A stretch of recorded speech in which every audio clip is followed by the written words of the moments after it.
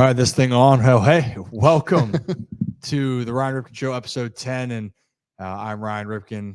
Hi, nice to see everyone. It's my co-host, Brad. As always, Brad, how we feeling? Good, man. Hey, you know what? Week one of the NFL season's back. So the fact, first off, for everyone to know, we're going to start our 2 a week because we have so much to talk about all the time. I mean, the Orioles are coming down the stretch. Football's back. We're actually at the game. It was fun to be back at the bank. It was great. It was awesome. I Cleared had up. a lot of fun. Yeah, I did too. And we got a lot to talk about. So starting this week, we are going to continue to do 2 shows. Realistically, we're going to have one on Monday, try to do one on Thursday. We are going to talk more about football today because of the NFL just kicking off and everything going on. But on Thursday, because the Orioles have the largest series of the season, the Tampa Bay Rays are coming to Baltimore. Yeah.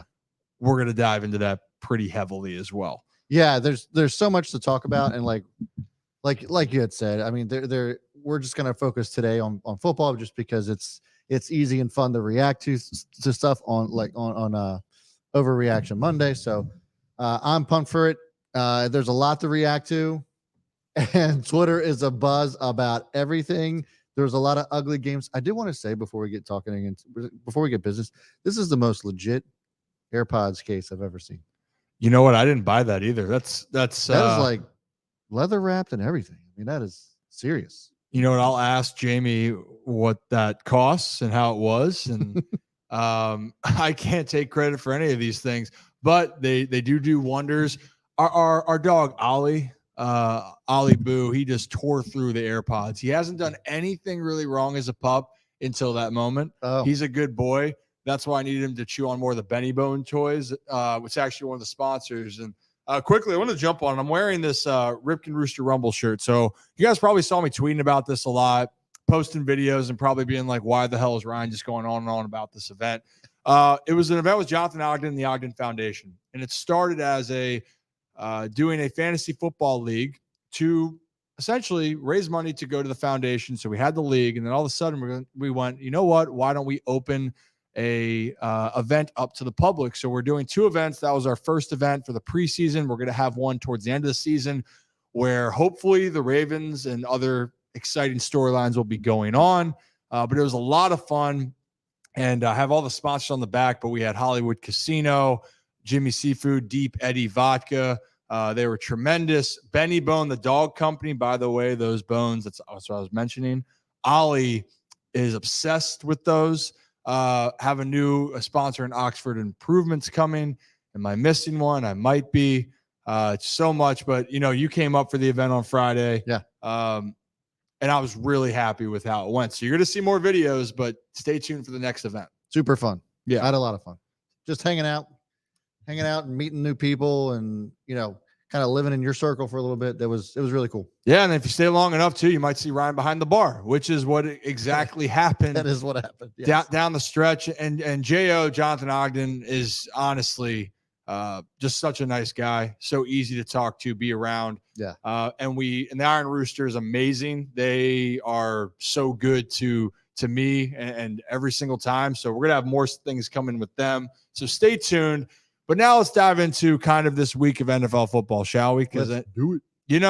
A lot happened. So the rundown, what's going to be, we're going to walk through, and everyone always has the Monday scaries, I think. I get terrified of Mondays. Yeah. But it takes a whole new level, Brad, when it's football season and your team does well or doesn't do well, both in fantasy and in real life. Yeah.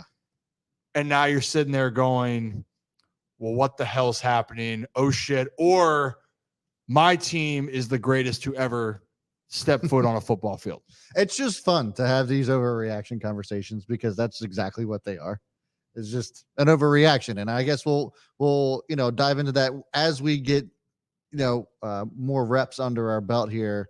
I hope that more people will become involved. And if you're watching right now, feel free to ask questions or give your overreaction take. We're doing right now, we're calling it Manic Monday. So hashtag Manic Monday. And also let us know if you have a better, hashtag for that. Cause we're still working on that too. So on the actual term, but you can hashtag it for now. Hashtag Manic Monday. I'll go through, search, and try to find out some of the best takes that we can talk about.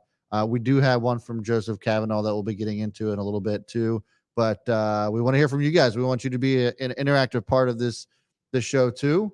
So give us your takes. Yeah, I mean, this is what it's all about. And you know what I keep thinking about? What I want this, Monday show or the moment of Manic Monday or anything. Yeah. You seen Old School? Oh, yeah. So obviously you have. My bad. So, but with Will Ferrell coming in there and being like, we got to keep our composure. Yeah. Everybody stay calm. That's the type of takes that we want. We want it to be fiery and spicy. And maybe we'll try to live here. We try to live here, but we know on social media and everywhere else, we live up here. Everyone lives up there. Right. You know what? That's okay. And it was a weird week one, to say the least. Yeah. Yeah. And let's get into that. So we've talked about this before week one about, the starters not getting any reps in. And Joseph Kavanaugh actually put this out. Just call me Joe. And I'll share this because I thought it was interesting and it ties into exactly what we had been talking about here. He says that my take is the NFL needs to go back to 4 preseason games. Everybody looked rusty, very rusty. Go back to starters playing game 3 than 4 being backups. At least everyone will have some game action. Game 1 of the regular season is starting to be a throwaway game, in my honest opinion. And you know what, Joseph? There's certain parts about this take that I absolutely 100% agree with. I'm not sure about the 4 preseason games, but all across the NFL yesterday felt like a preseason game. Yeah, like it didn't like, and you really can't take it. Like, are the Giants going to be this bad all season? No. Or the Cowboys going to be this good all season? No. But the you wouldn't know what was going on in week 1 just because of how erratic and how wild some of these games were, because they actually did feel like that preseason game. Oh yeah. And I mean, we can go across it honestly. And we talked about this, I think, the entire Ravens game yesterday, and we're going to dive into the Ravens, obviously. Yeah. But defenses, I know it's an offensive league, and we're going to see more offense. And I know there's a lot of great defenses, but it was credit to the defenses, but clearly there were a lot of, it felt like people were out of sync. Yeah. And to that point, it's like for baseball, feeling like spring training, it felt like guys were trying to figure out what to do again. And do I just click present here? Present to share the screen? Yeah. Share screen. This is the context that I wanted to show people here, by the way. Okay. So these are the lines that opened up for this weekend. All right. Starting with the Lions Chiefs. And this is, again, the opening lines for week 1. If you take a look at that, and if we scroll down here, which I'm going to, so far, if you look at the totals, correct me if I'm wrong, 12 of those total for points went under. Yes. The only ones that did not, Jaguars and Colts, 31-21. We saw the Packers and Bears really blow up. And then the Dolphins and Chargers, that was probably the most offensive output by far. And the Cowboys put up 40, but we're going to get into it. Yeah. It was 40-0, and it was a lot of defense being played. So it's going to be a talking point because, look, there's this constant debate nowadays of all the 1:00 games were under. Yeah. There's going to be a constant debate nowadays of trying to keep guys healthy. Yeah. But at the same time, there's a value of it. The fact that also that Aaron Rodgers, who I don't know when the last time he specifically played in a preseason game, but played in it, Patrick Mahomes and the Chiefs, even though they lost, you could say that for a lot, they were missing a lot of pieces offensively, but guys were still playing, but clearly that's not the same mindset anymore. Yeah. I mean, obviously there's a risk in playing your starters, and we've seen that with the Ravens. As Ravens fans, we saw J.K. Dobbins go out with the ACL, and Gus Edwards go out with the ACL, and Marcus Peters go out with an ACL during training camp or during a preseason game. But this is also the risk of taking an L in a league where every win matters. And plus, like, starting off 0-1 always sucks. Nobody wants to start off 0-1. And look, this isn't that it's the end of the season by any stretch of the imagination, but there's something to be said for just getting that monkey off your back, getting that win, to start the season, to really start that momentum. So I think that there's risk involved with that. You don't want to lose players for the season, but or subject him to injury. But look at yesterday. We look at the injuries that we saw on the Ravens yesterday. So it's like, what, you get him past week 1, and all of a sudden it's like, well, at least we got him through the preseason. I don't know. I don't know what the actual right answer is, but I think that if I were a coach in the NFL, I would at least have my starters play 1 to 2 reps at least in the preseason, just to get that, shake some of that rust off. And Lamar Jackson tweeted out yesterday that he had rust that he had to shake off as well. Like, I mean, the players know it, and we know it. So why not do that in a preseason game? Right. And again, to your point, it's damn if you do, damn if you don't. If someone gets hurt, then they go, well, shit, why is he playing? What's going on? Why would you subject him to get injured in the preseason? But especially, it's all about playing your best ball at the right time, right? And that we know that's the ultimate goal. Sure. But for a lot of these teams, especially early on, when you're playing a division game, we're going to talk about Cleveland and Cincy, which Cincy just had trouble with Cleveland all the time. That Dallas Giants game, not that it's necessarily going to make or break your season. It's how do you progress as you move forward. But division games, just like in any sport, they matter. Yeah. You only play that team 6 times. Like, you have 6 division games. Those matter, and those specifically. Now, yesterday also, we will say, was just a weird weather day once again. Yeah. It's like, just like the offenses felt like there was a lot of out of sync and sloppiness, the weather was brutal. So that's obviously going to factor in to the situation. But that is something, and the Ravens, as we're going to dive into now, it's a great segue. The Ravens are one of the teams that came away 1-0, not playing their best football, but not every team was fortunate enough to do that. Yeah. And let's just go right into it.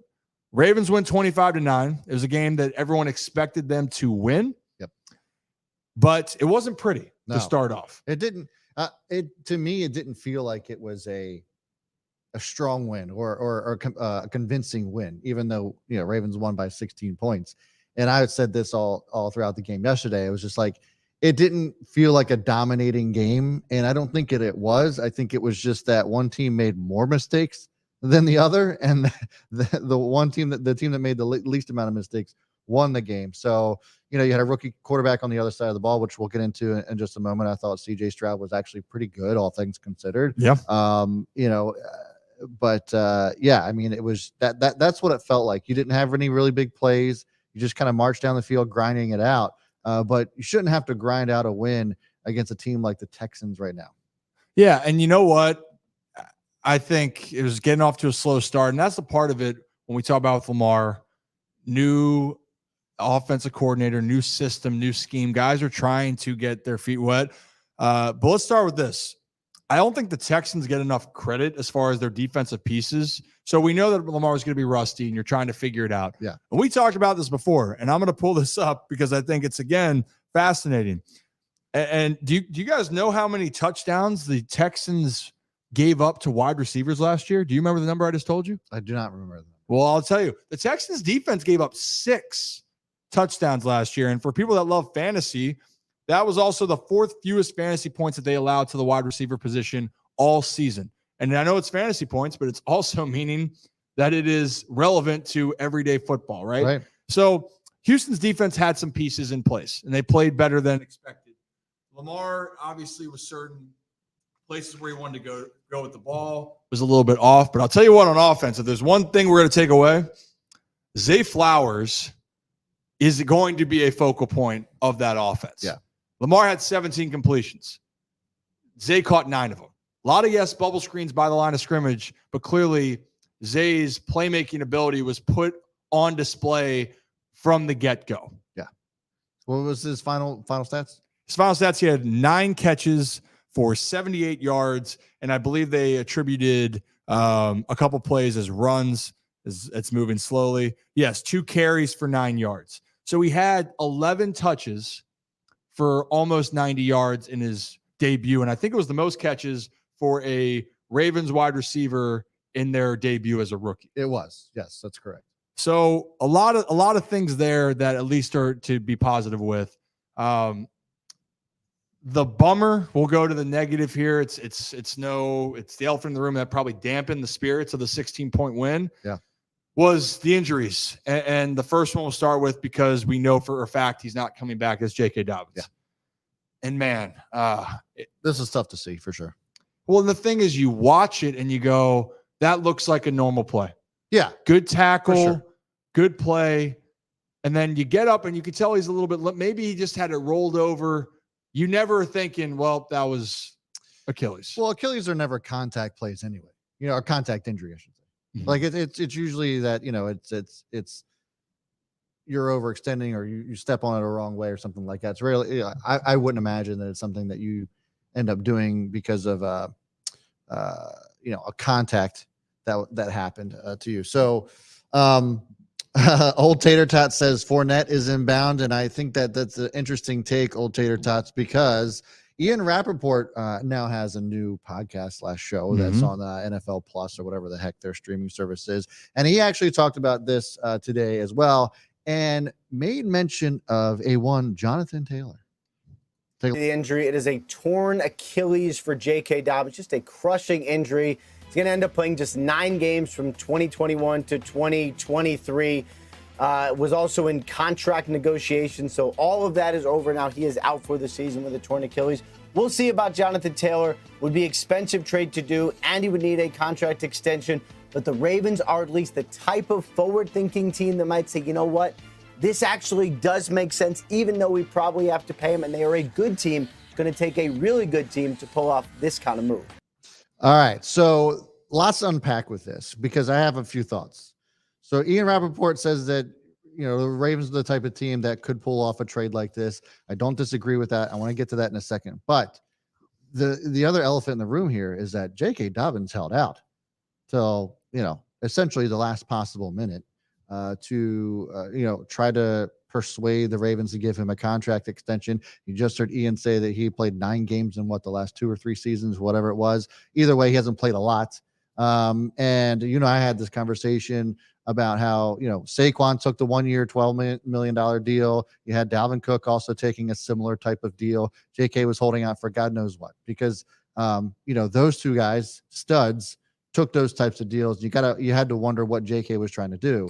And so now it's like, if you're Eric DeCosta, is it one of those things where, man, I dodged that bullet, or did Eric DeCosta and the Ravens make him a solid offer that JK maybe should have taken? Obviously, hindsight's 2020, but it's like, man, it's a tough situation and it sucks. But this is exactly why we were talking about running backs just being the market itself just kind of being lower than expected. Yeah, and for me, it stings. And listening to Patrick Queen talk about it after the game yesterday, I feel for the guy. I mean, if you've ever been through injuries as an athlete and been through multiple ones, and so you have, and so like personally, I'll explain my story. In the minor leagues, I started my career in 2014. I tore a ligament in my ankle to start. Didn't have surgery on it. Then I came back next spring training, and I'm taking a secondary lead off of second base with a week to go in spring training. And I shuffle, but because my ankle there was still an issue, my ankle just gave out because there was an issue. Fluke. Yeah. It was a rainy day too, and re-injured it, had to get surgery. So my first year and a half of my professional career, and the mindset of that of being like, man, here we go again. I have to go through the grueling mindset of I got to try to stay healthy. I just signed. I'm trying to prove myself. And that was on that level. For J.K. Dobbins right now, because of his career, he's had his ACL injury. Yep. The scope. Then you scoped it. Then all of a sudden you feel like you're finally there. And then this happens where it's out of your control. And I feel for the guy because it really is. It is heartbreaking in that scenario. On the business side of it, I don't think Eric was thinking necessarily that I dodged a bullet. I think it's just the reality of this business that we talk about, how running backs, because they're not looked at the same way, it was always going to be an uphill battle. And even if everything went perfectly for JK and you want him to get the money, this is what teams look at of going, well, how do we assess? Because running back's a position that if you have injuries like this to your body, the question is how much can you come back from it? That's a great point. And that's where I kind of wanted to bring up the next question was like, I think that JK's time in Baltimore is probably over. The bigger question is his time in the NFL over? How do you come back? How do you come back from an ACL and an Achilles injury as a injury as a running back and try to find another job in the NFL. Like that in your first 5 years, we're not talking, over a span of 10, 12 years as a running back. In your first 5, all this happens to someone. Is there going to be an NFL team that's actually interested in JK at this point? Well, and I'll say this, he's 24, right? So, and the positive with this is at least everything else, his legs are going to be fresh. It's the biggest part is for the Achilles and the burst, right? Yeah. Is how much is he going to feel like he can have that burst back? Because that at least is the positive in the situation, that he doesn't have a lot of tread on the tires, so to speak. And it could even, I'll say this, it could open up the door where he comes back, but unfortunately it probably won't be at the value that he was hoping for. But again, like you said, running backs, it just constantly feels like there's someone that's coming out each and every year, every week. And they obviously, people still value running backs. We're seeing running backs getting taken early in drafts, but they're not afraid to say, hey, we have another guy that we think could be a part of it. I mean, the example right now, Clyde Edwards-Helaire was the first-round pick for the Chiefs, and the seventh-round pick, Isaiah Pacheco, now has become their lead guy. Yeah. Right? So that's just how it works. Not only that, but like with the Ravens, you have Gus Edwards, who could start in the NFL anywhere, and he just happens to be our second-string running back, who's now going to be more or less the starter at this point. He's going to have more. I mean, the good thing is the Ravens running back room, they have guys that have been there. There's depth. Gus Edwards is a bruiser. Justice Hill does kind of everything for your team. And also shout out to him that he stayed around so long because he learned to do the little things, by the way. So if you want to stay around, whatever you do, special teams, third down situations, and he got rewarded coming to situations and he finished off 2 touchdowns. Yeah. Right? Yeah. So Melvin Gordon's elevated from the practice squad. You have some depth there. It'd be interesting with Jonathan Taylor because his talent of what he has, if he's healthy, changes the team right now. Which segues into the next question I was going to bring up. Oh, boy. I hope I'm not cutting you off too much. Nope, you're not. I want to know from you, what does it look like? Who do the Ravens have to give up? And I should have looked this up, but I don't know what kind of cap space we actually have. But what does that kind of deal even look like? Do the Ravens have to sacrifice a lot to get him this year right now? Yeah, I don't see. I shouldn't say I don't see. The Colts won a first-round pick. They won high compensation, right? So they might not get that first round. Maybe it's a second. But do they at this point, since there hasn't been a whole lot of interest in that sort of demand, like can the Ravens work that out? Yeah, but then they're still going to, if you're going to trade for him, you have to make a decision. Are we going to sign Jonathan Taylor long-term or is this just going to be a rental type of season? That's going to be another question and the value that's going to happen. Sure. Personally, I just don't see the Ravens going to make the move. I think it's intriguing. I don't want to fantasize too much about Jonathan Taylor being a Baltimore Raven because we'll just cross that bridge when we get there. We know what that could look like. I just think it's more going to come down to if the value's there, you make the decision. Is it for 1 year or do we think we can actually sign him long-term? Because the Ravens are going to have to make some decisions on other guys. Yeah. And I think that's still going to be a priority for the team moving forward. So that's all I got with that. Yeah. Dog Training Plus says, feels so bad for Dobbins. When he's healthy, he's one of, if not the top running backs in the league. And that's it. But your most, what's the saying about, your best ability is availability, right? So it's like, yeah, it's great when he's on the field, but man, he's got to be out there. Also, this is props for people that are able to sports in general. I don't think people understand at times. Yes, they're the rare breeds of guys that can play as long as they do. It is so special because it's a part of, yes, your training regimen and what happens. Another part is luck, by the way. Like I tell people all the time with my dad at the street, they're like, man, he showed up. I'm like, do you know how lucky he got at times that he didn't have an injury that forced him to miss? Guys get hit in the hand all the time, break bones. He's had those moments, didn't break a bone. He had messed up his ankle. He chose to play through that. That was his choice. But a lot of other situations, he got extremely lucky. Yeah. J.K. Dobbins, unfortunately, has been extremely unlucky in the situation, but that has nothing to do with how talented he is. When he's on the field, he is a difference maker. And unfortunately, the Ravens are going to be without him. The Ravens got positive news, though, to switch it. Let's get positive here. Got positive news that Ronnie Stanley missing time. It's just going to be a knee sprain. Tyler Linderbaum, the center, high ankle sprain. They're going to miss time, but they should be expected to come back. Now, the question mark is going to be about Marcus Williams. Is it going to be something that could be for the whole season, or is there a little bit of optimism that he could come back a little bit early, right? Correct me if I'm wrong with that. Yes. So those are stories to follow, but especially for the Ravens, given all the bad news that happened, at least it's a slim glimmer of hope on that positive frame, because the Ravens have been bit by the injury bug so many damn times. I think I could speak for everyone just being like, why the hell does it feel like it happens every year? Yeah. Here's the rundown from Hoodie Ramey, based off of Harbaugh's press conference. That Marcus Williams, as you said, options may not be a season ender, but possible surgery. Tyler Linderbaum has an ankle sprain, who is week to week. Maybe we see him back this week. That would be amazing. Probably not likely. Probably not. Ronnie Stanley, a knee sprain, may be out for the Bengals game, which also, if he's only missing 1 week or 2 weeks, that's not that big of a deal. And then Marlon could be back this week as well.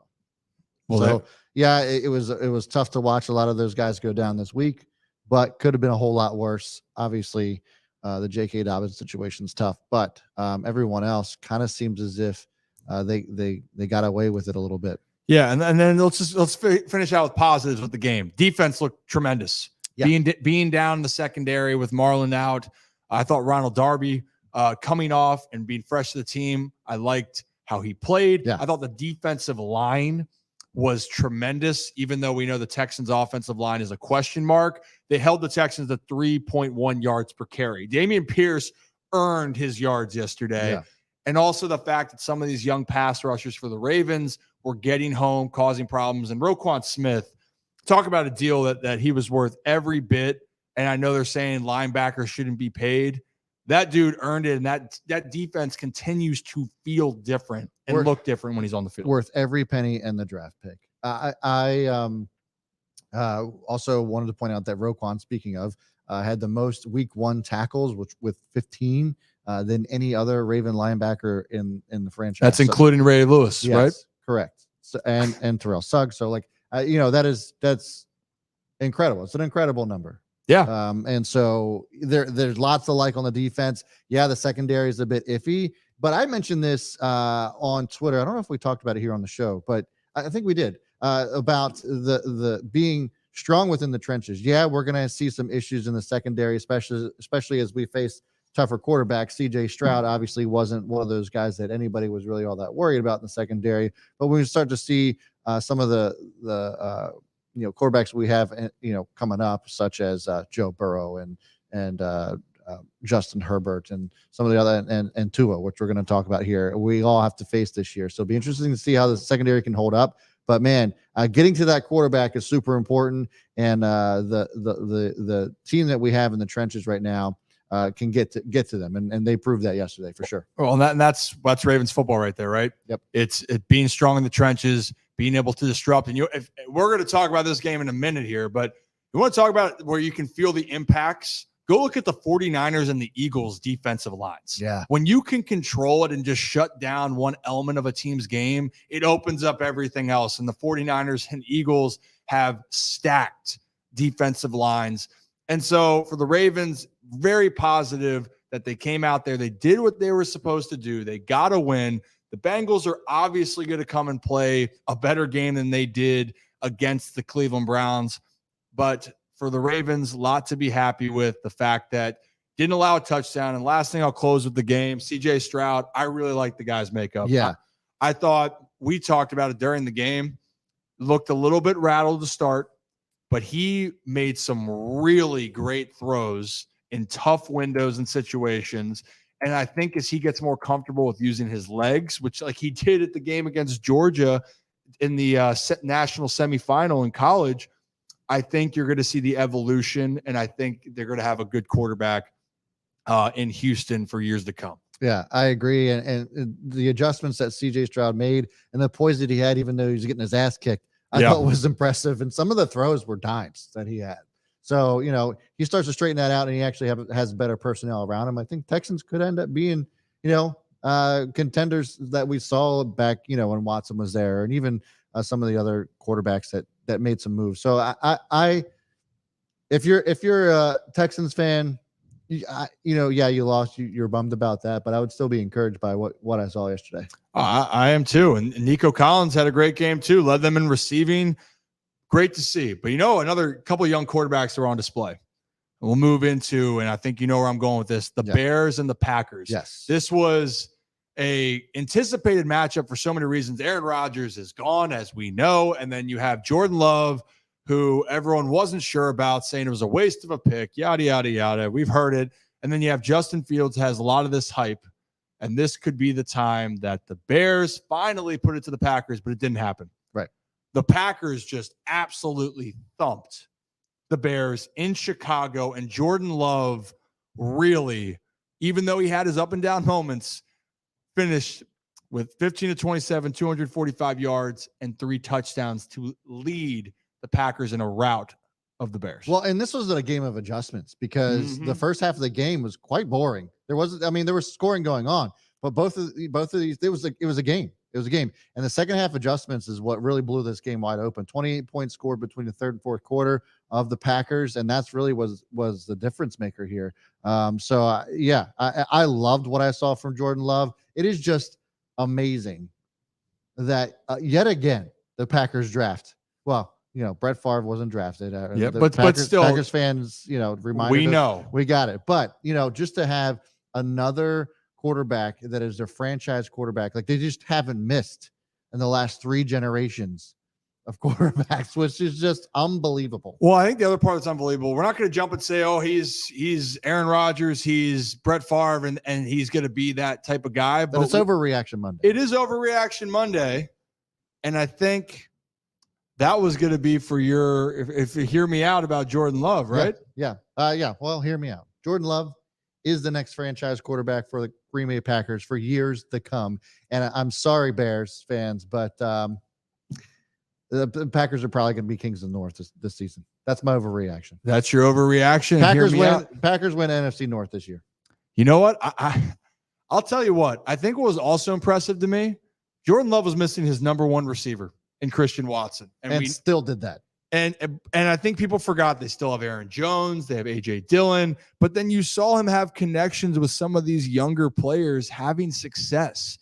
And the fact, what I loved about Jordan Love is he felt like he knew where to go with the ball. He got rid of it. Yes, he missed on some throws, but man, he looked like he was in control. And this was a big confidence builder for him. But on the flip side, for Chicago, that was probably the worst you could have started.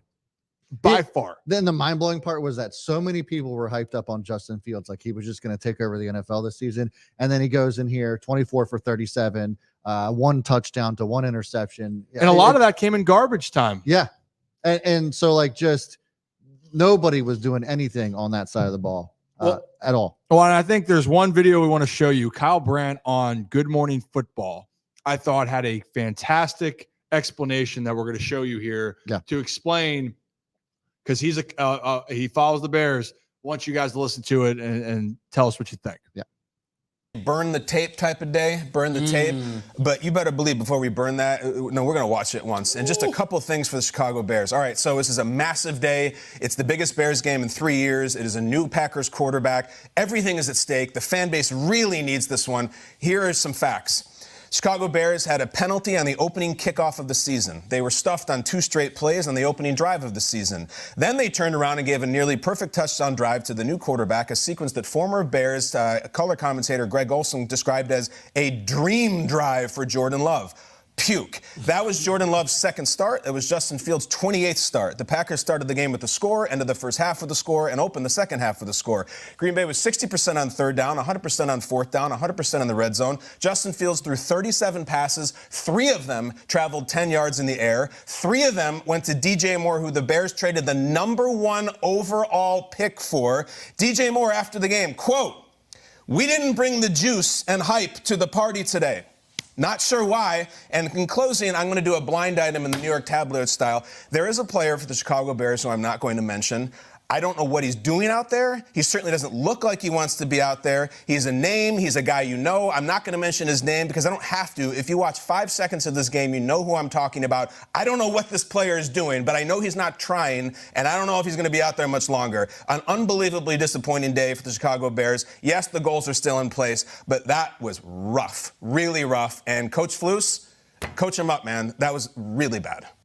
All right. Thoughts? Well, I thought that was extremely well summed up. Yeah. And you could hear the noise and the excitement on the TV if you were watching this Bears game. Off the get-go, they were excited. And then everything that happened was just, it felt like just little by little, things just kept going downhill for the Bears. And you're sitting there, this is a golden opportunity. You're playing at home. We talked about early games, division games, and how they matter. This one probably was the most important division game out of any game this week 1 because of the magnitude of what it meant to Chicago being owned by the Packers, and the fact that you got absolutely smacked is just it sucks to see. And also the fact of you get DJ Moore. I know they have Jair Alexander on the Green Bay Packers, and this Packers defense is actually pretty good. But he has 2 targets the entire game, and we have another graphic to show you about. I think we have the graphic. Do we have that? Maybe not. But, hey, we got so much stuff on here that we're going to throw in here. But the next gen stat, I have the screen save, or I'll present it myself here. It baffles me what happened because. I'm stuck on it right now. Where is it? I have it right here. Oh, there it is. My bad. Stay with me, everyone. It was next gen NFL stats. And the fact of the matter is that DJ Moore, I think, is a very talented player. I'm going to pull this up right now. Very talented player, but the Chicago Bears still seem that they don't trust Justin Fields to make throws. That to me is concerning. I don't like to see it. You got it up for me. See, I'm the technology is Brad's just got me beat. But here's the thing right there. Look at that. I believe if I read it correctly, it has 3 throws over 10 plus yards. One of them led to an interception. One of them led the deep one to a touchdown to Darnell Mooney. So you're sitting there going, what was the full game plan? And that offensive line is bad. Maybe it's going, you can't protect Justin Fields, so you want to get the ball out quick. Makes sense. But the point being, everything that you hoped for a Bears fan, it's almost a little bit demoralizing. And I love Justin Fields. I love his talent. He took accountability. He owned up to everything himself. I love his leadership. But what happened today doesn't make you feel better as a Bears fan that he's going to be your guy just yet. And that's maybe the overreaction for Hear Me Out, is that Bears fans are going to sit there going, here we go again. Yeah. We are still looking to figure things out for our franchise for another season. So,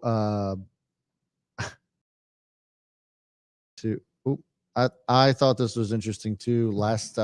This morning on ESPN's Get Up, they asked who were the last Bears quarterback to sweep the Green Bay Packers. Do you know who it was? No. It was Jim Harbaugh in 1991. Wow. In 1992, Brett Favre came to the Packers. Oh my goodness. And here we go again. Whammy. And again, I want Chicago to be good. I love DJ Moore's talent. But again, if you're going to make trades like that, and I even looked at it too, the Eagles and Jalen Hurts, and obviously that offensive line and that system and that organization is tremendous. Chicago, it's just the point. It grinds my gears with that. If you get a guy, you spend all that time, why aren't you featuring him in your offense? Right. And yes, Jair is fantastic, but the fact that DJ Moore got 2 targets the entire game baffles me. I think they came on back-to-back plays, if I'm not mistaken. And now the Chicago Bears got to go to Tampa, which just went on the road and beat Minnesota. So now you're dealing with the fact of, well, on a season where you thought to make a jump, maybe be a postseason team, maybe challenge for the division, now you're trying to avoid getting into an 0-2 hole and trying to climb yourself out. Yeah. It sucks if you're a Bears fan. It really does. I kind of feel bad for Bears fans, but at the same time, I tremendous respect for the Packers organization. This is the other thing too, and we'll get on to the next topic, but I think there's just something to be said about drafting a quarterback and having them sit back and learn from somebody like an Aaron Rodgers. I think that Aaron Rodgers' career would have been still legendary, but you got to wonder, had he not had those few years behind Brett Favre, what his career would have at least started out like. Yeah. And you got to wonder the same thing for Jordan Love. I think that Jordan Love, if you threw him to the Wolves, he probably would not have looked as good. 1,000%. And I think that it's just, my old man used to talk about this, like when organizations would throw quarterbacks, in their first game right out of college, that they just weren't going to do well. And there's very few quarterbacks that have been able to do that. Most of the time, you're really good quarterbacks that you want to set up, have those couple years under a veteran's belt, just sits on the bench and learns. And it's just so obvious to me that that's the case here yet again with Jordan Love. Well, it's crazy too. If we're talking about another quarterback that's considered the best in football right now, Patrick Mahomes sat for the whole year. Yeah. So it's you're sitting there and there's value to it because talent sometimes when you're thrown out there, development matters. And that's the only thing I worry about with the Chicago Bears and Justin Fields is it going to be a point where he can't make the adjustment, or is the environment made it so challenging for him to go out there and have success? And we're not sure. We don't know. But right now it's not off to a good start. No. Jordan Love and the Packers, they have put him in a good position and understood he was going to have criticism for where he was picked, but they didn't rush it. They made a decision, and now they're building him up the right way and making him feel like he can be the answer for their team, which I think is just absolutely tremendous. Big reason why the Packers have had success with quarterbacks. Yeah, lots of crazy stuff going on this past week, but there's a lot of the same old, and this feels like the same old Packers. Yeah, and it could be. And so we're talking about, one shouldn't say same old, but another game that was really drawing my interest was the 49ers and Steelers. And we're just going to touch on it for a second because the Steelers, Bengals, Browns faced each other. A lot of hype kind of around the Pittsburgh. Not that they were getting hyped up, but the fact that they had young players going to make this leap. And a lot of people maybe sneakily thought that the Steelers were going to upset the 49ers. That wasn't the case. It wasn't even close. And I think what we learned about talking about a young quarterback where people need to give more respect to, that's Brock Purdy. Yeah. You thought because he only started 5 regular season games, that guy is not a game manager, by the way. He has tremendous weapons, but he knows where he wants to go with the football. He's a dude. And they went in and absolutely throttled Pittsburgh. Yeah. So that was a game for me. We don't have to dive much into it. Kenny Pickett had a very, very tough first game. And that was that. 49ers, the game was over by halftime, allowed 7 points. At one point, I think I checked it, Pickett had 9 yards passing in the second quarter. That's for the whole game. And Purdy had 150 and a couple scores at the half. Yeah. Tremendous effort from them. Nothing to write off with the Steelers at all right now. I think it's also just showing you San Francisco remembers and they believe that they were wrong, or not wrongfully, that they were taken out of a chance to go to the Super Bowl last year when Purdy went down. They're ready to make amends this year. Now, the other brutal game in the AFC North, that Bengals-Browns game was ugly. Yes. Ugly. Yeah. And not as ugly, though, as the effort for the Bengals, who for some reason, Brad, just can't figure out Cleveland. I don't get it. I really don't understand why they have such issue. Maybe it's because it was all the shit talking that Jamar Chase gave the Browns, because it just always seems to be the guy who trash talks the most, just can't back it up. But I will say this: Joe Burrow had some ridiculous numbers for being the now highest paid player in the NFL in NFL's history. 14 for 31, 82 yards. Protected the ball, but just can't. That offensive line is still absolutely terrible. And that showed, especially even when it came to rushing. Joe Mixon, 56 yards on 13 carries, just really nothing to be excited about on the Bengals. And is this indicative of what we're going to see out of the Bengals this year? I don't think so. But if you are a Cincinnati fan, you got to be feeling a certain way after yesterday's performance. Yeah, I mean, hey, this is the overreaction, the manic Monday, whatever you want to call it. But so again, if you got a topic in thought, which Chiefs Kingdom we're going to talk about next, with everyone losing their minds or jumping up and down, I'm not worried about the Bengals as far as they're going to make a run and what's going to happen. But after that game, that was rough. I still can't get over the fact that T. Higgins had 8 targets and had zero catches. I know. Like, I don't know. And there was some tremendous plays by this Cleveland defense. And it also got to a point that Cleveland's defense was just toying with Burrow. Yeah. Watch this Myles Garrett clip here. He just messing with him at this point. And just goes in for the sack. That is just. Yeah. Play one more time. Yeah. Myles Garrett, obviously freak athlete, looks like he's bouncing the basketball between his legs and gets the hell out of there. Yeah, we were talking about this too. People can say it can be really disrespectful, but honestly, there is something to that, because Mike McDaniel talked about, the coach of the Miami Dolphins. He tells his wide receivers to watch and break down basketball film, crossovers, how to get separation, because that's what you have to do playing basketball. And there's another video of Stephon Diggs that actually he does the same thing, where Stephon is running a route and acts like he's going behind the back to create separation. There's something to it. And you can see Myles Garrett sets him up with that left foot then. But on top of it too, that's just showing you how confident Myles Garrett is too, by the way. And what a beast. Just running them over.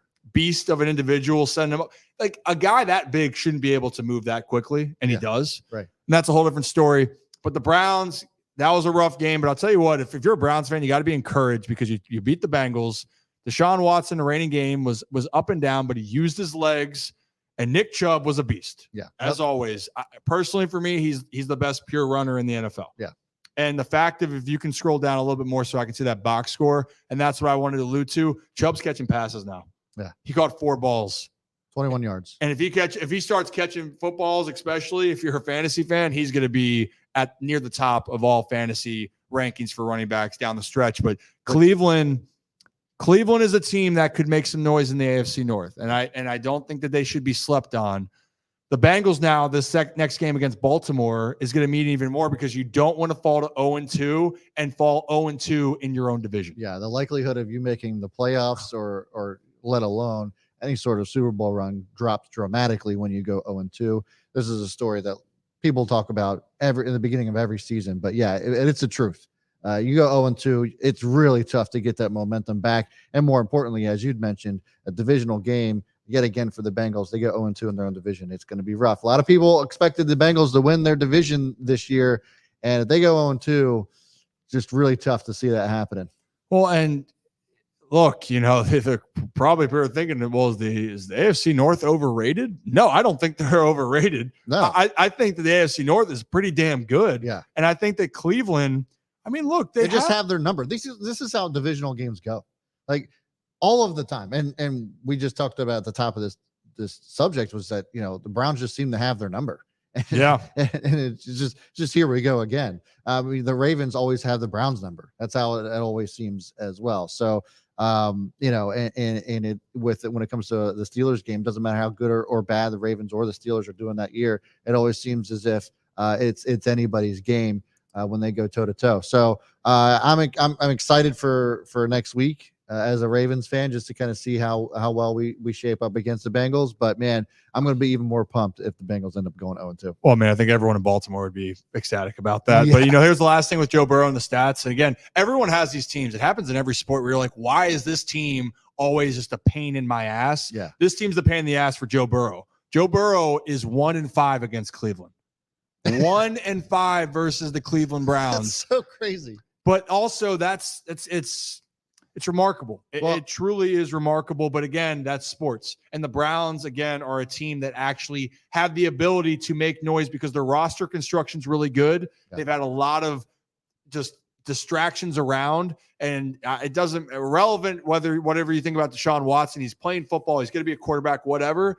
If he's on, this Browns team is going to be very good because they have a very good roster around him. Yeah, Nick Chubb was my number 1 pick, by the way, overall. Fantastic selection by you. And to move in kind of the next question, which Chiefs Kingdom alluded to right here. Chiefs fan here. Everyone is in love with Justin Herbert, who's not even the best quarterback in his division. And Burrow, who has been to a Super Bowl, but I'm putting a lot of faith in Trevor Lawrence. Ooh. So I think I want to touch on this. We'll go with the Herbert part first, because the late afternoon games, the Pats, Eagles, and that Chargers and Dolphins game, electric. Oh my God. So, Herbert signs a deal that's worth more than Lamar Jackson's. And I'm with Chief Kingdom on this one. I don't like Justin Herbert's good. Okay. Make no mistake about it. I don't think he's not Lamar Jackson good. And I just don't know if he's Lamar Jackson money good either. Now, the Chargers organization can do what they want. He is a franchise quarterback. They had to do what they had to do to keep him. But man, I just don't understand the price tag that he demanded. He's great. But It's the market too, right? Sure. It's the market. So when Jalen's deal got done, then it was, all right, Lamar, this is what it is. Then Lamar signs. And then after Lamar signed, then Herbert signed. And everyone wants to one-up each other because that's the market. Yeah. Herbert, to me, is a fantastic quarterback. I would even worry more about to me, it kind of goes back to the coaching with the Chargers for me. I think it also comes down to personnel. There isn't a clear wide receiver one in that core. If they had with the Chargers, yeah, I think the Chargers have great pieces. The thing for me is I don't think they have championship pieces. But this is where I'm talking about with coaching, and I think this matters. Herbert has so many great factors. But right, everyone loves him because he's that guy that can make some unbelievable throws. He's tough. There is an obsession over him, and rightfully so for people to love him. But the reason why Patrick Mahomes is so good is because his escapability, his adaptability, and then on top of it, his coach is Andy Reid. Yeah. And you cannot discredit having a coach like that. And that's something with the Chargers, as long as who they have right now, I don't think Herbert can take that next step. Trevor Lawrence, by the way, Doug Peterson coming from that Andy Reid coaching tree, and he did a great job with Carson Wentz. They went to a Super Bowl, and then Nick Foles. Trevor Lawrence, he's a stud. He's a dude. And I think he's only got to get better and better and better. So the Chiefs Kingdom, it's a great point, because you can make all the points about how great and talented quarterbacks are, but if you do not have a coaching staff or group around where that can also flip the switch, and coincidentally, you want to look at another quarterback on the other side of that Chargers game, how about Tua? Right. And yeah, they made the trades. You got great pieces, but Mike McDaniel giving that confidence, instilling, and then letting Tua go out there and make plays. Tua and Tyreek, it was a two-man show for that game. Yeah. And Tua was nothing short of spectacular. And you sit there and you go, who was the better quarterback on Sunday?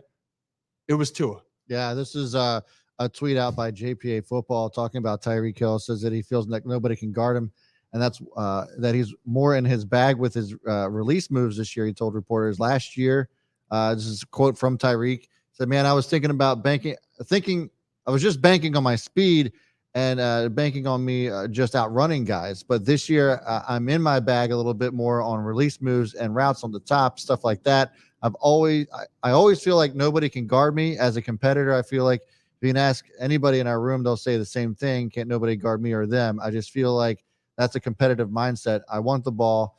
And he says that sounds kind of crazy. I don't think it sounds crazy at all. I think that is just Tyreek's truth. He's just unguardable. And the crazy part is that, like, I think what he's trying to talk about here is just like his agility and being able to make cuts and get separation that way, instead of just solely relying on his speed. Everybody knows the older that you get, the less you're going to be able to rely on that speed. So the fact that he's recognizing that now, I think just speaks to the type of athlete he is and the type of player he is. But man, the Dolphins are for real. I mean, not that they weren't last year, but my God. Well, their offense is up there with any other team in football. Yeah. And that's the fact. Talking about it, they got Jonathan Taylor. Are you kidding me?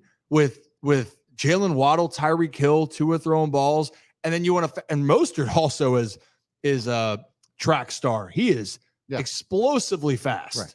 And I know he's a little bit older, but that's still a weapon that you have. Then you add Jonathan Taylor that does everything. Now, I do want to point out, Chiefs Kingdom did say this part right here. That was not the one I was going to show. Well, also, actually, I'll go to that real quick. I'll pull that back up. Babies due Xmas Day. If it's a boy named Gunner, I'll have a Cal Brooks and a Gunner. Let's go O's. Sorry I had to name him Cal. Just kidding. It's a good name. My middle name's Calvin. But tremendous names. I love that you like the Orioles. Hopefully, and tune in on Thursday. We're going to be talking about the Orioles a lot as they get ready for that big series against the Rays. Should be a lot of fun. The other part of it right here was Chargers haven't had 3 wide receivers healthy together for a full season, which is true. Excuse me. Mike Williams, trouble staying healthy. So has Keenan Allen. They just drafted Quinn Johnson, which you never know what's going to really happen with obviously rookie wide receivers. Yeah. That does matter, but at the same point, you can argue for the Chiefs. They won a Super Bowl without a number one, but you can argue that Travis Kelce obviously is a number one wide receiver. But you want to have the weapons around you, but with what happens, you got to go out there and continue to play, and you got to win games. That's the name of the game in the National Football League. And that's why I give Lamar Jackson so much credit over those years, because this is the best supporting cast he's had. Yeah. And his record speaks for itself. I think he's still going into the season was 45-16 or something like that in the start as a starter. Yeah. That's why I had them, that my bold prediction was the Ravens going to the Super Bowl this year for that reason. His MVP year, and we talked about this. He had Hollywood Brown, Seth Roberts, and Willie Snead as his cast, his wide receiver cast. And so, like, this year you got OBJ, obviously Zay Flowers put on an absolute show yesterday, and Nelson Aguilar's at the bottom of that food chain. So, like, that's crazy to me. Well, yeah, and the fact also that the Ravens are getting calls about their receiving room, and I think that's the first time that it's never happened. Eric DeCosta got on the call about it, just because it's either been depleted with injuries or they didn't have enough. Yeah. And so it's great to see, but that Dolphins-Chargers game, awesome to watch. Definitely one of the highlights. So much talented players on the field there. The other game in the afternoon, the late afternoon slate, that Pats-Eagles game turned into a fantastic game, especially for how it started, Brad. We were watching it at the Ravens game as we were walking out. Started off with that pick six, and we're thinking, well, the route's going to be on in Philly or in New England. Yeah, and I was actually surprised, to go back and check the second half of that game, what the score actually was. By the time I looked at it, it was 25-20. And I texted you this too. Towards the end of the game, I was like, man, Philly almost blew this game. And it was kind of crazy. You really thought it was 16-0 going in the first quarter. New England comes back and makes it a game again. But man, that first 8 minutes or so really looked like it was going to go the Eagles' way. And Pats looked like they were going to really have a really tough day. But if I'm a Patriots fan, I'm definitely encouraged. Mac Jones threw way too much, but he had to get himself out of a hole. Ezekiel Elliott is going to be Zeke. I think that it's just so Bill Belichick. It's just, you never know who the running back's going to be. There isn't one clear bell cow. But I will say this: Stevenson down the stretch, Zeke's going to continue to be there. But Stevenson, what makes him and why I drafted him in fantasy is his ability to catch the ball. And he had a stomach bug going into it. Stevenson still is going to lead that backfield. He had 12 carries compared to Zeke's 7, but Stevenson had 6 grabs for 64 yards. Yes, catch-up mode, but Stevenson is that younger, can kind of do it all back for them. Yeah. To your point, Mac Jones throwing 54 times. I think anybody's quarterback throwing 54 times is not ideal at all. But I will say this, Kendrick Bourne is a name you need to watch out for the Patriots. He had a tremendous game, 6 catches, 64 yards, 2 touchdowns. And on Tom Brady Day in New England, Mac Jones almost pulled an improbable comeback out of his ass, and they almost pulled it off. And the next thing you know is coming to town for New England on Sunday Night Football next week. Who's that? The Miami Dolphins. Ooh. So there's going to be another great game that's going to be there. And the Patriots, though, if you're a fan, you got to be encouraged. And Bill O'Brien's offense, it looks like Mac Jones is comfortable. And that's a very tough defense that they played. Yeah. Well, Super Bowl defense. And Mac Jones actually has an offensive coordinator this year. So that's a plus. Yeah, that's a whole, and that was, for all the things, that was one of those that you're going to scratch your head and still wonder. But Mac Jones, if Pats fan, you got to feel comfortable with what you saw, and you got to be encouraged. And now you're going to welcome a very, very tough Miami team that's riding high. Yeah. And no one schemes trying to take out a best team's weapon better over time than Bill Belichick.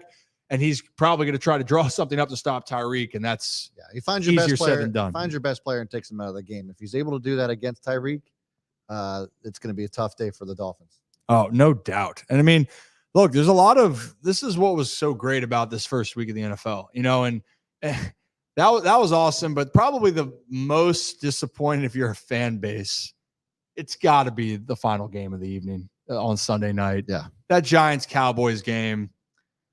If anyone watched, do you have a habit? I have a habit here, Brad, that even if the game is out of reach, I still watch the game. Yeah, I do too. And I kept watching it. I had it on. I'm like, no, Ryan, go to bed. Nope. I'm going to stay up. Train wreck. Yeah, and brutal weather, but oh my goodness, holy shirts and pants. Cowboys rout 40-0. And man, that game was over within the first 7 minutes of the game. As soon as that block kick and that turnover, it was all Dallas, and it was all Dallas the entirety of the night. Yeah. So they took Daniel Jones out part of that game, or towards the end of the game. And actually, did they? I thought they kept him in at 40. Well, I think at the way end, yes, I think they might have taken him out. They put Tyrod Taylor in, but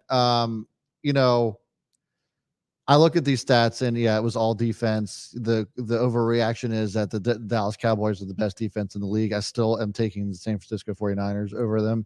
But for me, my opinion of Dak Prescott has not changed, Ryan. And one of the big reasons is 13 for 24. Those are pretty pedestrian, 143 yards. As you had mentioned, that the game was kind of over, but he still made 24 attempts and 13 completions against a pretty defeated Giants team earlier on. So to me, nothing impressed me there with Dak. So I really struggle there. You're staying there, but I'll counter with this: is that Dak didn't have to do anything. I mean, the game was over because the self-inflicted wounds by the Giants, but also just how dominant the Cowboys were. Daniel Jones was running from his life, and Chris Collinsworth brought up a point that. And it's true. It's anything that happens for an athlete when you have to speed yourself up, things are going to be more problematic. And at the quarterback position, when you start speeding yourself up, and that internal clock goes off right after the ball snapped. Daniel Jones was so light-footed. He was trying to get rid of it and looking around to his surroundings that he was having a tough time looking for guys. And not a lot of people were open either. That line was not very good. He got sacked 7 times. He was running for his life last night. But big thing right here. You turn the ball over 3 times. You have that block kick. Yeah. You can't do that. And Dallas, all they had to do was just keep running, be smart with it. And actually, the Giants defense, to me, didn't really play bad. But what are you going to do when your team's already in a big hole and your ball clubs turn the ball over at such a high rate early on? I believe it was the biggest shutout. That 40-0. It was the biggest shutout since the early 90s Steelers. So that's how bad that game was. Yeah, but again, I think Dak, that was, to your point, I understand. They play the Jets next week, I believe. That's going to be a more telling sign with Dak. I still believe in Dak a lot. I think that game, the weather was so brutal that all he had to do was, hey, we're going to run our plays. We're going to just do what we have to do. And that's also being a quarterback. I am not going to be the one to make the mistake to get our team in a bad situation. And Dak didn't do that. He did his job, and the Cowboys, not that they could have had anyone out there, the Cowboys are walking away feeling pretty damn good after week 1. Yeah, I get it. But 50% completions on a game that you're getting, that you could basically do whatever you wanted. Still just hasn't changed any opinions for me. You say you believe in Dak, but to what extent? Are you saying you believe in Dak as a top 5 QB? I don't think I ever said top 5 quarterback. No, that's why I'm asking the question. You know what? I need to go find my list. You saying I believe in Dak is way too broad. So I need you to get specific with this. Where are you seeing Dak at? I still view Dak as a top 10 quarterback or top 12. I think I forgot where I put him at the list. I don't know if I had him in the top 10 when I did my list because of situation. I think I did top 12. Okay. Look, I still do have certain questions, and it's not necessarily for Dak specifically, but for the Cowboys, especially now the pressure is going to build. This Cowboys team's loaded. Yeah. They're going to dominate the defensively. The drum's going to beat louder. If this Cowboys team is this dominant early on, if they don't go to the NFC Championship game, the shit's just going to be louder and louder and louder. So that's the only thing for me with Dak is when that moment does come. Really, it doesn't matter to me what happens in the regular season if they win games. It's the same thing that people are going to say about Lamar on a different extent. Yeah. you got to win the playoffs. And whether that's all on the quarterback, that's not fair. But in Dallas with Dak, all the pressure is going to be on him. Well, and when you have a supporting cast like the Cowboys have, Dak just has to not lose the game at this point. I mean, at this point. Well, and again, game one, that's our overreaction for it. Is like, Right. But I mean, isn't that the name of the game with all sports you do? Yeah. Newsflash for anyone: don't make less mistakes. Don't give the other team extra opportunities, and you're usually going to win the game. You want to talk about we were watching college football the other day, Make plays. The Buffs and Nebraska. It was a pretty even first half. If people watched that game, the difference is that Colorado played a clean game. Yeah. They didn't turn the ball over. Nebraska did, and then the wheels fell off. Yep. It's the same thing if you look at any other game. Protect the football. Good things are going to happen usually for your squad. So we'll see. I think we're going to wrap it up here. But quick takeaway then of everything. Most impressive for you, week one? My most impressive thing for me was Jordan Love. Jordan Love's performance versus the Packers. I had confidence in Jordan Love, and we talked about it, in preseason leading up to week one. But man, I was really impressed with the way that Jordan Love showed up and showed out yesterday. I'm with you. I really do believe in Jordan Love. I love it. Talented. Mine was San Francisco's for real. They are on a mission. Yeah. I thought going to Pittsburgh, a team that typically will still put up a good fight, they just dismantled them. That was the most complete team to me on both sides of the football on Sunday. Dallas obviously won 40-0, but that 49ers offense couldn't be stopped, and that defense shut down everything. The most expensive defense in the NFL. I believe they're paying Brock Purdy $900,000 this year. It's a luxury, and yeah, that is insane. I don't think that I would take them over anybody else to make it to the Super Bowl this year. All right, now that's a manic Monday. We're feeling frisky with it, but and we'll have a different thought probably next week. But again, each Monday, come here, let us know what you think. We want to keep talking about it. It's going to be a great year. We're going to leave, I think, then grind our gears and everything for the next show because we're coming back on Thursday. We will focus. Hey, now we will be talking about that Orioles Tampa Bay Rays series because it is massive coming to Baltimore. I got to go to Pickles 5:30 to 6:30. Tune in if you are in the area, or you can go on the Odyssey app 105.7. Talk about this game with the Cardinals tonight. But we'll be back. We'll be talking Orioles. We'll be talking football. Any last closing words, Brad? Yes. You got Wednesday tonight. Oh, that's right. Jets Bills. Yeah. You know what? I was on the fence about this for a while, but give me the Jets at home over the Bills. I thought Buffalo for a while, but I do think Aaron Rodgers, and given the defense and playing there, I think they're going to be a little bit more prepared than anticipated. But I do think it's going to be a one-score game. What's your score? I think it's low. I forgot what the line is. I'll tell you right now. If it was at 47.5 or it might be at 45, wouldn't be surprised if 24-21 is the winner. Oh, that's I think it could end up being a shootout. Both of these defenses have their weaknesses, but the offense I think seems pretty clear. You got obviously Aaron Rodgers on one side, and I think maybe it ends up being a shootout. So I got Buffalo. Hey, now I got Buffalo taking the dub, and I think it's going to be 35-32.